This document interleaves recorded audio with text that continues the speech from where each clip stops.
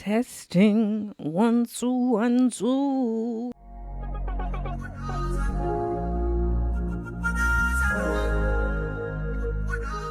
All right, y'all. Welcome back to my channel. It's your girl Britt, healer, astro girly, Jackie of all trades. Hopefully, I don't sound too crazy on this mic. This is my first time using it for a video, so let's applaud me. Hallelujah. So today we are going to be discussing a story time. Before the story time begins, I want to say this. I'm telling this story because this has been probably one of the biggest lessons of my life, and it impacted me for years. And it's kind of old, but I feel like there's a lot of value you can get out of this story time. Of course, it's messy, honey. It's messy boots, but it's also, I'm here to give a lesson here, because a lot of my life experiences have lessons within them, and I'm just here to tell what I learned about myself through being ghosted, okay? So before we start, make sure you like, comment, subscribe, and share. Let's get into it. All right, so if you have ever seen my old TikTok account got hacked. I went viral back in 2022 for a story time, kind of like exposing this man. So I'm just going to do the debrief of everything that went down. So to start off this debacle, shout out to that man. What we gonna call him? We gonna call him D the Ghost, because that's what I called him in the original story. I really don't care at this point. Like, fight me, nigga. Let me stop, bro. Bro, I don't wish bad on you. I wish what you deserve. Yeah, we gonna have beef forever. I don't know, but let me just say this: when I did my soul contract, part of that contract had betrayal in it, and as a result of the betrayal that I went through in my life, I attracted this situation. And this situation brought light to so many things within myself that I am still processing, but it was needed. Like, it was the introduction to who I am today. So I have to be grateful in that sense for this experience. Long-winded intro, I know, but let's get into the story. Okay, so we're starting off. Let me actually start the story. So there was this guy, D the Ghost, child. Me and him, we dated in high school. This is the pre-story to the pre-story. Some of the things that I will just highlight from that experience is essentially dated for a year. We were great for like 11 months. Then we got into our first argument, and he broke up with me. Didn't even try to work nothing out with me, type of thing. Like, it was a shock to me, because it was like, I never really brought up too many issues to the man, so I finally had an issue, and it was an issue for him. Hindsight 2020, like, he was going through stuff and something with his family. I can understand, like, he was overly stressed, so I understand that, but it's kind of like, he ain't even try. But I mean, it is what it is. We was kids. Like, I don't expect a kid to have any emotional intelligence. We were fucking kids. He was 17. I was like 16. Anyways, we ended up getting back together for like a month. We went to prom together. After that month, I caught him cheating, essentially. He was playing in my face. It was either cheating, playing in my face. It was a lot. I remember I posted this story time here. Essentially, this girl got up on his Snapchat and said, this is bae, this my man. Child, a lot was going on. Something else happened, but he ended up getting into a relationship. He ended up blocking me. The blocking part does play back once we get deeper into the story. So we go ahead and we skip forward to 5 years later. Your girl is kind of newly single. I was going through a lot of emotional turmoil. This was like at the end of December of 2021. I had just gotten into a car accident, so that was also something that was going on, but just relationships in life was falling apart, and I was suffering from depression. And as I was like kind of coming out of it, this man comes back into my life, and I really was not used to being single. I was a serial monogamous. I hated being single at that time of my life. I was so used to switching a nigga out. Like, I was having boyfriends back to back to back throughout all of high school, throughout all of college. I did not ever stop until that point. And it was a culture shock, essentially, because I didn't have the comfort of proximity anymore. A lot of dating was going to be online things, and honestly, I'm not an online girl. Like, a lot of times when I got into my past relationships, it was just long time of proximity, even if it was just an online relationship. When I was younger, I was a kid, like, relationships weren't as sexual as they are today. So it's kind of like, I feel like the relationships that I would get into were actually wholesome. Like, people actually did get to know me. But after that last relationship I was in, it just was not giving what it needs to give. Dating just hasn't been the same, and still hasn't been the same. Like, I still don't have a lot of proximity with a lot of men, and a lot of men are very pushy when it comes to being sexual, and it's just weird. Like, people don't really want to get to know you. Like, everything is like very fast paced. I'm just not a person that does well with fast pace. So anyways, this man D hits me up, very random. I was kind of excited, but I was also very resistant to it, honestly. I think the excitement came because at that point in time, I was still in my head like, oh, this was like one of the best relationships I was in, despite how it ended. But this was such a great thing. Like, it reminded me of like that teenage giddiness. When I look back at this relationship, I think he was my first love. So it was kind of like, oh, I was fiending, and I was already going through something emotionally. So him coming around, like, he came around at the wrong time. I did not have my defenses up enough, but there was something in my intuition like, do not go through with this, because it was like my emotions remembered how he played in my face. And the emotions never lie, honey. So the emotions was like, this man done played in your face bad when y'all was young. But the other part of me is like, it's 5 years later. And honestly, I don't know. I wanted to play, okay? I ain't gonna lie. I was like, I don't really want anything from him, but I mean, it could be friends with benefits. At that time, I was taking whatever I could get. I told y'all I was depressed, so I would never go for nothing like that now. But I was okay with that at that time, especially because when I was like a teen, I was younger, I never got a chance to ride that horse. I'm sorry that I'm being vulgar like this, but I have to be truthful to the story and just how things were being perceived at that time. We have to be transparent as ever and be clear, like, sex is a part of real stuff. Like, this was a big part of the story. So to me, like, I didn't think anything serious was gonna come out of it. We have our first conversation on the phone. Everything in me was like, nah, I'm not feeling it. Like, I think I could just sense something. Like, I could just sense it, but I couldn't put my finger on it. And I didn't really want to be on the phone with him. I didn't really want to talk to him. And New Year's came and he was trying to call me. And it was just like, I really don't want to even see this man. After that conversation, there was nothing that I was feeling for him. Like, no matter how cute I thought he was, like, I just couldn't see it for myself. Girl, I look so uncomfortable. I'm watching myself. Like, oh my gosh, I was very uncomfortable at that time. So I think because I was very passive, I didn't really speak my mind at that time. So I kind of was just going with the punches. So he ends up saying like, oh, I want to take you out on a date after our first like conversation on the phone. And he's telling me like, I still live with my ex. We just broke up. I'm moving out soon. And I think we both knew what type of time we were both on. But we went on a date, and the date was cheeks, bro. The date was trash. I was so uncomfortable. He had no manners. Like, we'd be at the table, and he's just cussing, and he cussing by kids and stuff like that. Like, I was uncomfortable. The dad to the kid called him out, and he still kept cussing, and it was just like, oh my gosh. And then we went to the movies after, and he was talking during the movies. He loud, like, oh my god, I was icked out, and I was already not feeling nothing. So this just icked me out bad. Then he take me back home. He trying to kiss me.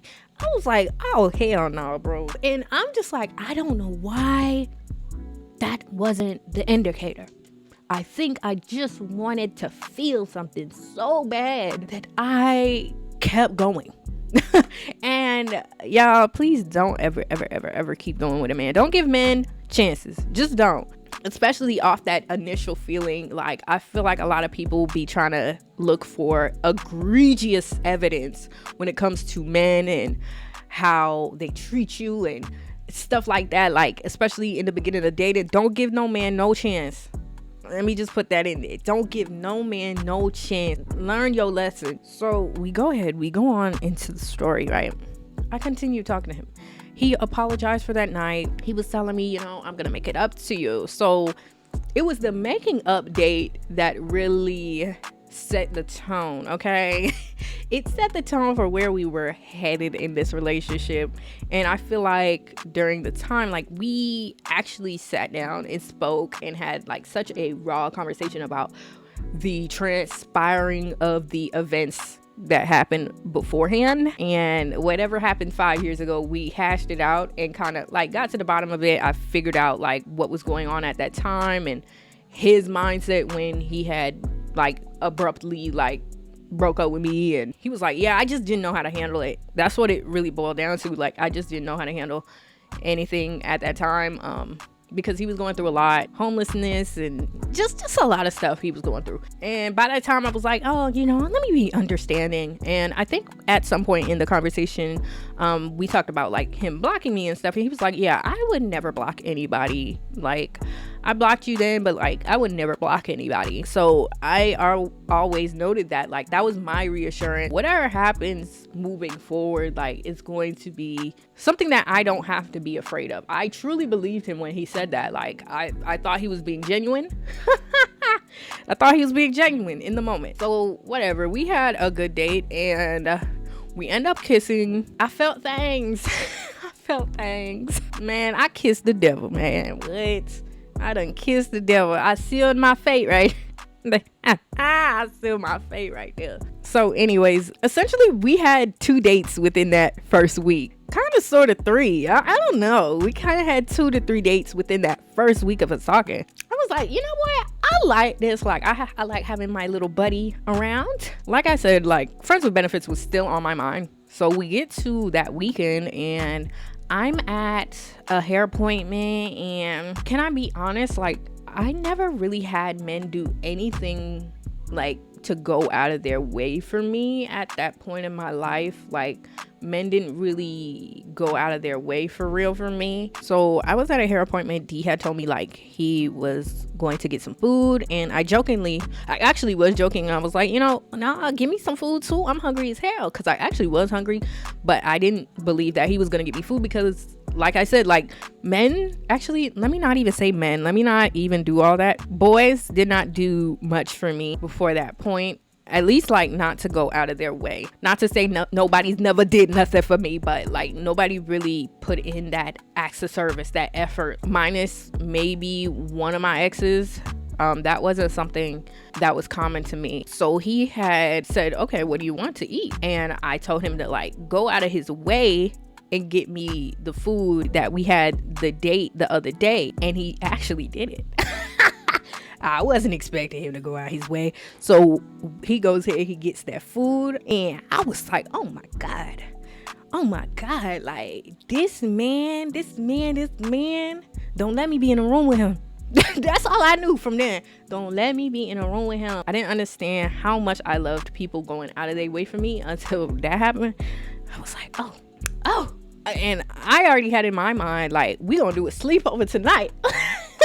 I was supposed to be going out. Like, it was one of my friends' birthdays at that time. Like, I was like, we finna be outside. So I went ahead, like, after my appointment, like, I went over to his spot, because he did end up moving out of his ex's spot. It was actually that same day that I had that appointment, he moved out. Can I be honest? I really thought that he was going to be like moving out into an apartment. This is important for the story. I'm not just trying to tell his business, but it's important to the story. I thought that it was just going to be like an apartment situation, because that's how it was framed to me. But he really just rented a room in a damn group home.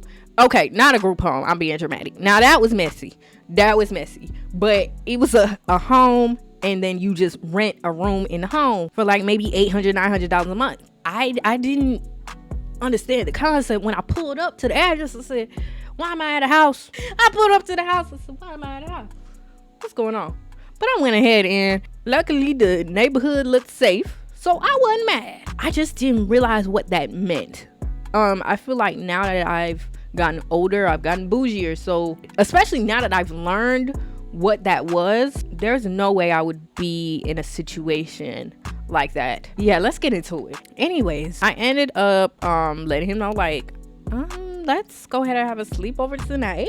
I'm finna go to the club and you finna come with me, okay? I get home, we on the phone, and I'm telling him, like, I don't want to have sex. I know I'm gonna be over there, but it's like, I don't want you to think like I'm just here to knock your boots. Even though in my mind, I knew that I was there to knock some boots. But I think at that point, after he got me the food, I was like, wait, I'm actually forming feelings. Like, I'm not trying to knock boots. However, can I control that? Could I control that at that time? No. So anyways, I had a good night. I went out to dinner. I went to the club, and I was drunk, and he ended up driving to the club.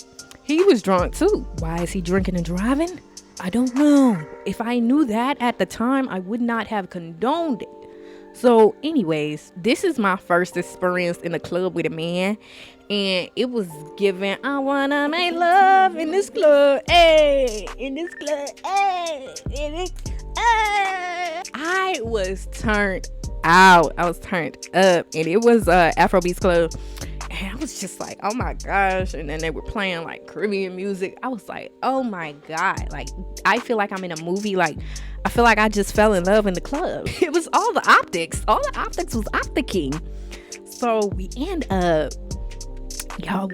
up back at his place. And I'm not going to say what we did, but we did something. And I was pleasantly surprised. Not to get into detail, but that was the first time I've ever enjoyed sex. Can I be honest? I still, to this day, I still have not enjoyed it, but I think I learned from that experience, like, there has to be some sort of love involved. And when it came to him, I always loved him. Like, that love never went away at that point in life. But at that time, like, the love was still there. Like, I still never got rid of the love that I had for him. I don't know why. I guess because it was my first love. So that was the sentimentality of it. So because I had that sentimentality still within me, I guess that's why I was able to actually enjoy the experience. Anyways, we enjoyed the experience. I know I did. And I'm just like, wow. We got up in the morning, and I was surprised even more because it was not even just decent. It was actually good.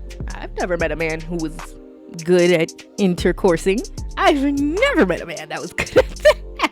Not to say that I hated it before, but I never had nothing like that. Nothing compared to that.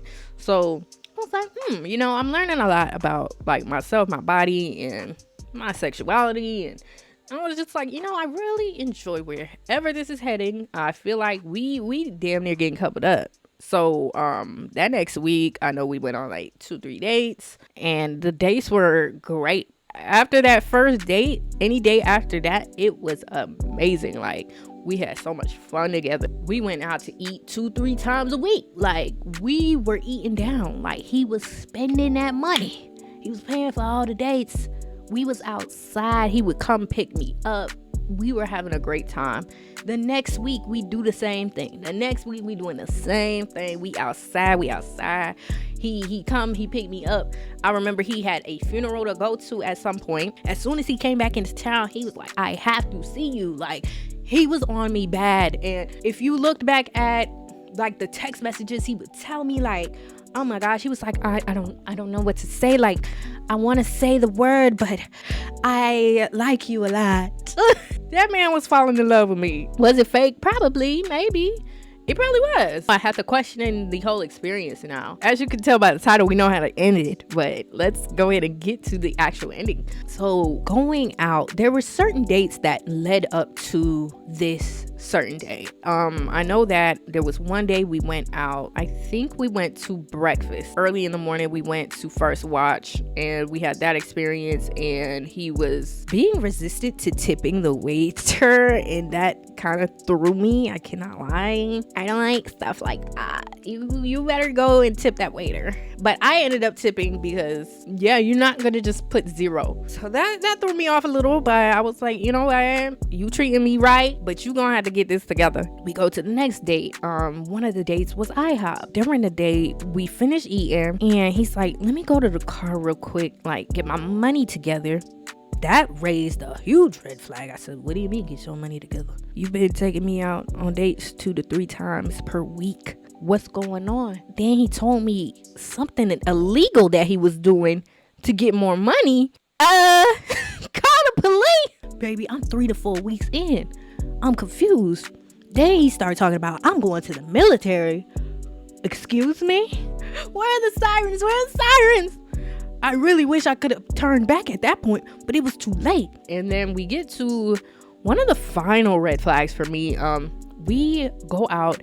We go to this bouncy house as a date. This time, girl, we was outside. This was probably date 2 or 3 of the week. So we go to this bouncy house. This was probably the 4th week. This was our last outing together. In the car, I grab his phone because I'm like, we need the GPS. I don't know where we're at. Why I go on the phone and it's saying no service. I said, no service? What's going on here? What is going on here? He said, oh yeah, I didn't pay the bill yet. What? You didn't pay the bill? Why are we out here on this date? Yeah. Anywho, go ahead. We get back to the crib. That man worshipped my body. Man, that was a goodbye. That was a real goodbye. I didn't even know it was a goodbye, but that was a goodbye. If only she knew, but she knew them red flags was on. So anyway, next day comes and he was telling me like, I can only talk to you when I'm connected to Wi-Fi. So we text throughout the day. But after a certain point of the day, like, I didn't hear nothing from him. So I went ahead. I already planned to go to like one of my friend's house. And I was at her house, but I was like, I'm not hearing nothing from him. Like, I wonder if he's okay. Like, I wonder if he ever did end up getting close to some Wi-Fi. I still loved my man, okay? I was like, I love him. And he the one that told me he loved me. So I thought it was real. So we go ahead. I'm at my friend's house. And I left my friend's house. So I go ahead and I go to his neighborhood because it's kind of like I pass the neighborhood on the way back home. So I go to his neighborhood to just like make sure like he got in safe. Like, I'm like, let me see if I see his car out here. Like, I don't know what happened to that man. His car wasn't there, of course. I was very cautious when it came to him. And I think that I was more so worried about his safety. Nothing in me said he hates me. Nothing in me said, these are our last moments speaking. Like, nothing in me said that. So I'm over here like, oh, well, I really hope he's okay. He ends up hitting me up. He's like, I love you, babe. I just ended up being at my boy's house, like, yada, yada, yada. So, like, one of your last few messages to me was, I love you. And it was a specific time of day. I think it was around 12-ish or 1-ish or 2-ish. It was around that time. And I immediately felt my gut drop. And it was out of nowhere. I can't lie, but I knew it was connected to him. Soul ties. Hello. I think that was my first like dose of soul ties for real. Like, I don't think soul ties happens like all the time, but that one was actually a soul tie. So my stomach dropped. Hindsight, I later found out like that exact time my stomach dropped was the exact time that he blocked me. So I just feel sorry for this version of myself. Let me just say that. I feel really sorry for the version of myself because that was a very traumatic time of my life. Yeah, because my stomach dropped, I trusted my intuition. And at that time, one of my friends, like 2 of them were on a mission trying to catch their man. So because they were already out trying to get this man caught up And they did end up catching that man and getting that man caught up. Because they were trying to get that man caught up, I was like, you know what? I'm going to get in my car and get my man caught up. Because what's going on? So I pulled up to the house. No car there, of course. And I'm sitting there and I'm like, what is going on? I texted him and the message did not go through. I still didn't think I was blocked. I thought, oh my gosh, maybe he's dead. Like his phone died. Like he's in a ditch. I was giving this man a benefit of the doubt down to the last seconds because I just did not see it coming. So I start driving. My friend is like, you know, give me the phone number so I can go ahead and text him. She texts him. We're on the phone. 10 seconds later, she's like, oh, the message went through. The message said delivered. I said, oh, so I'm blocked. Like I told y'all, I was driving. So I'm driving. My first reaction was to laugh. Because that is like one of my trauma responses. So I was laughing. And then I just burst out crying. And this was within like 20-30 seconds. I get outside of his neighborhood because at this point I'm like, I need to go see one of my best friends. I need to go drive to his house. Like I'm going, Jesus Christ. Like I started having a panic attack. And it's to that point, like, I'm like, I need to pull over because I cannot breathe. And I've never had a panic attack except for when I was in a car accident. So I just knew like, yeah, I got to get off this road because I don't want to crash my car again. Like I just crashed my car like 3 months ago. I'm not finna do this again. Like I look back and I'm like, oh my gosh, my poor Paquita, my poor Chiquita. Oh my God. She was down bad and I just could not believe it. Like I just couldn't believe it. I was like, no way he blocked me. He told me that he would never block me. Remember how I told y'all he said that? He told me he would never block me. So maybe somebody else got on his phone and blocked me. I'm making up all kinds of excuses. Honestly, like I could not fathom. I just couldn't fathom. I'm just like in shock. So much shock that I just could not let it go. That day I went back to the man's house to sit outside because I was like, I need to catch this man at any cost. I would go by his house and there was one night where the police got called on me because I came the next day. The police that got called on me because I was just sitting outside of somebody's house with the lights on and not moving. And I was out there for like an hour and they got the police on me. And I said, wow, yeah, I'm never going to ever crash out about a man like that ever again. Please contain yourself. Do not do what I did. I was just not in the right frame of mind. And the more I did not see his car outside that house, the bigger my crash out was building up to. So I went back to the house again after that. Yeah, this time I went inside the house. I went inside the house that day too. Yeah, he blocked me on a Sunday. I sat outside his house on a Monday, and that's when the police was called. And then the next day, that Tuesday, I went back in like the early times of the day. Mind you, like I told you, that night before the door was locked and the blinds to the windows were open. So when I came in on Tuesday, the blinds were shut. So I was like, okay, he's been here, but his car's not here. Good, because I was going to do some vandalism. I'm so glad that I never caught him. Don't ever in your life play with my feelings. You gotta know, like, I'm not mentally well when you push me to the edge. And at that point, I was at the danger to herself level. I was ready to self-destruct. I didn't care if I went to jail at that point. And that's how I knew I was not in the right mental state of mind. That morning before I even pulled up to that man's house, I was punching walls. No man should ever get me to that point. Nobody should ever get me to that point. I was so angry. And it was just like, why me? Why me? That's all I was in that state of mind. Like, why me? How you do this to me? Me. Like, I was victimizing myself a lot at that time. So anyways, I go ahead, I pull up. Like I said, the blinds are closed. I went inside the house again. And at this point, the door's closed, but I was thinking it was still locked. So I was about to break down the door and like kick it down just to see if he still had anything in there. It was so I can get all of the stuff that I had over there, because I still had stuff over there. I had gifted him some stuff too. So I was going to steal back everything that I gave him, and I was going to get back everything that I still had over there that was mine. So I was ready to kick down the door. I'm there for like 10-15 minutes. Like, I'm kicking. And then I calmed down. I said, wait a minute, what are you doing? Why are we kicking this door? I only kicked it like 2 or 3 times, and I was like, wow, this is very loud. People live here. Let me not do that. Other people live in this group home, honey. So I go ahead and I'm like, okay, let me go ahead and pray. And I prayed and I said, God, I don't know what to do. Let me know what to do. God told me, open the door, like twist the doorknob. I twisted the doorknob. The door opens. I go inside. Room is empty.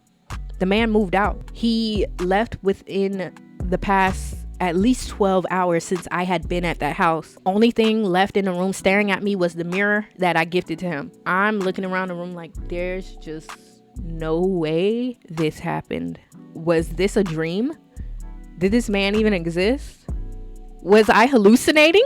The room is empty. Like, I look back and I can at least laugh about that. I definitely laughed at that moment, and I felt relief in a sense because it was like, finally, I can stop. Like, I can let this go and not try and find him.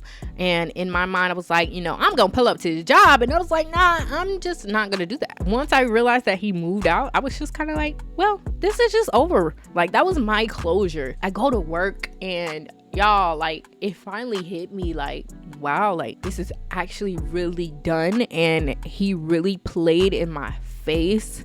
Of course, I got that princess treatment for like a month. That was the great part. And I enjoyed my time. However, like, I did love him. Like, I loved him deeply. Like, and that was even outside of the dates. Like, even if we didn't have the dates, like, I had such a strong tie to him and connection. And there were many parts of myself that were intertwined with him. At first, it was just like my childhood self, but now it's like my adult self loves you now too. It was a lot that I had to deal with at that time. So I go to work and I'm crying hysterically. Like, I could not stop crying. And it was to a point, like, my boss was like, dang, like, she gone. Like, I just was in a back room crying for hours and hours. I'm calling people. Like, no, I ended up going on like my close friends, venting a little bit about it. And it was crazy because I know, like, a few days prior, I posted him on my close friends. I'm like, oh yeah, me and my man. So then it's like the people in my close friends is looking like, oh my gosh, that was quick, girl. What happened? What do you mean he moved out? And there was one girl that had said, how about you go ahead and make a TikTok? And she basically gave me this specific sound that I should make the TikTok to. So I was like, you know what? I'm gonna make a TikTok. And with that TikTok, while I was making it, I had the intention of, this is going to go viral. There was something in me that was like, this is going to go viral. I'm going to expose this man. You're done. I posted it. The traction skyrocketed. Within a day, 100,000 people saw it. Within the next few weeks, 3 million people saw that TikTok. Within hours, people had names. People had people involved. People knew what his brother's name were. People found his Instagram. Everything was moving so fast. And I had so much anxiety about it because it was just like, this is a lot going on. I did say I was going to go viral, but I wasn't expecting it to be this much going on. And these people found him, DM'd him. They was bullying that man for at least a week or two. Like, and then people was asking like, what happened? Like, how do we get to this point? So I ended up starting a Storytime series on it, and I told everything that happened. And honestly, the Storytime had a little bit more details in it. I was crying on the internet, child. I was crying on the internet. And then he did end up contacting me after that and doing a fake apology, essentially, because what do you mean, like, it made sense for you to block me? It didn't. But he told me the story on why he blocked me and like what was leading up to that. He essentially said, the death of my aunt, my aunt died and I didn't know how to deal with it, yada yada yada yada yada, all this dumb shit. And I'm just like, your aunt died like 2 weeks ago. No offense, but were you even close to this aunt? I think that was just a bullshit excuse, because I'm just like, you were sitting in my face. Like, he talking about, I was depressed. I said, dude, and what the fuck do you think I am? Like, he literally called me just for him to vent for the next hour. And I'm just like, what? You block me and then you come back to tell me bullshit. Wow. But I ended up blocking him. I don't need to go too deep into the conversation. That's in the past, and it's gonna drain me if I go too deep into it, because it's gonna irritate me. It's actually gonna irritate me if I go too deep. So anywho, after that situation, I don't think we never spoke again. He called me though, like last year, and I thought it was somebody else that was calling me, and he called me like at 11 p.m. and I'm just like, who is this? I thought it was another man that was trying to irritate me. It was him. I didn't even know it was him until like a week after he called, because my friend told me to like look up the number on Cash App, child. So I looked up that number on Cash App, and it was him. I said, what? How do you still got my number? I hope it's deleted by now. Anyway, I don't know. I'm still like a little irritated about that, because it's kind of like, why are you calling me at 11 p.m. at night and you have a girlfriend? Because he got a girlfriend real quick after that. Like, people were DMing me, sending me like, oh, this is his new girlfriend, and sending me pictures, like, because people were still mad like months later about what he did. Like, they were still watching his page, and they would come and check in with me, and I had to like tell those people, like, do not come and check with me. Do not tell me nothing that's going on with that man. I don't care. I told my story months ago. Y'all got to get over it, because I'm not checking for that man. Please. End it today. Even the other day, I checked my views on my new TikTok. He in the views. I said, nope, blocked. We're not doing it. I'm still grasping with the full healing process of that. I've healed a lot from that situation, but I'm still grasping it. All right, y'all. So I am going to go ahead and close this story time out. I'm thinking about doing a part 1, part 2, because this is long-winded, honey. I'm gonna go ahead and leave the second part for another day and see the things that I learned from the experience within the next part. I love you all so much. I will see you all in the next video. Bye.